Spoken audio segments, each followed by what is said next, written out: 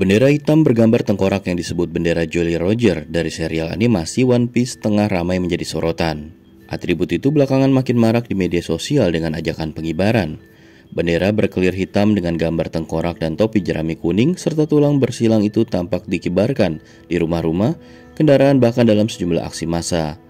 Ironisnya, hal ini terjadi menjelang peringatan perayaan kemerdekaan Indonesia ke-80 yang akan berlangsung sebentar lagi.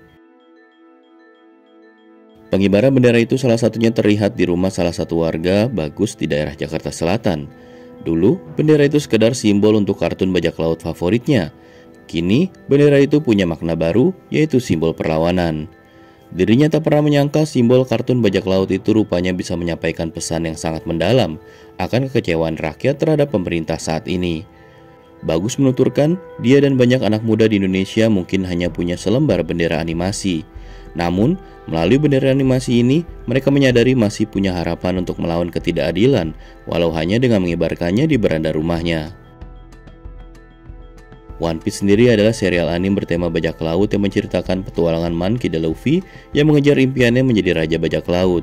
Di kalangan pecinta anime dunia, One Piece merupakan salah satu karya tersukses dalam sejarah manga di Jepang. Manga karya Eiichiro Oda yang sudah mencapai ribuan episode itu mulai rilis perdana di Jepang pada 22 Juli 1997.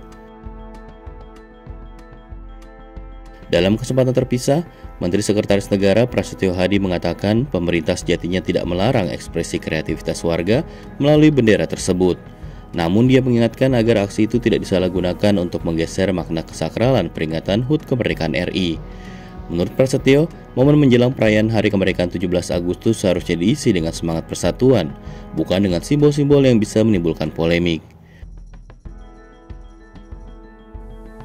Wakil Ketua DPR Sufmi Dasko Ahmad meminta tidak ada pihak yang membenturkan bendera One Piece dengan bendera merah putih menjelang peringatan Hari Kemerdekaan ke-80 RI yang justru berpotensi memecah belah bangsa. Dasko menilai bendera itu tidak bermasalah hingga digunakan sebagai simbol perlawanan masyarakat. Politikus Partai Gerindra itu memahami bahwa banyak kalangan yang menyukai One Piece. Dasko melihat hal itu sebagai bentuk kreativitas. Pengamat sosial dari Universitas Negeri Jakarta, Ubedillah Badrun menilai aksi simbolik pengibaran bendera One Piece berpotensi menjadi gerakan sosial politik yang lebih luas. Menurut Ubedillah, gerakan itu muncul dari akumulasi kekecewaan rakyat, khususnya anak muda dalam 5 tahun terakhir.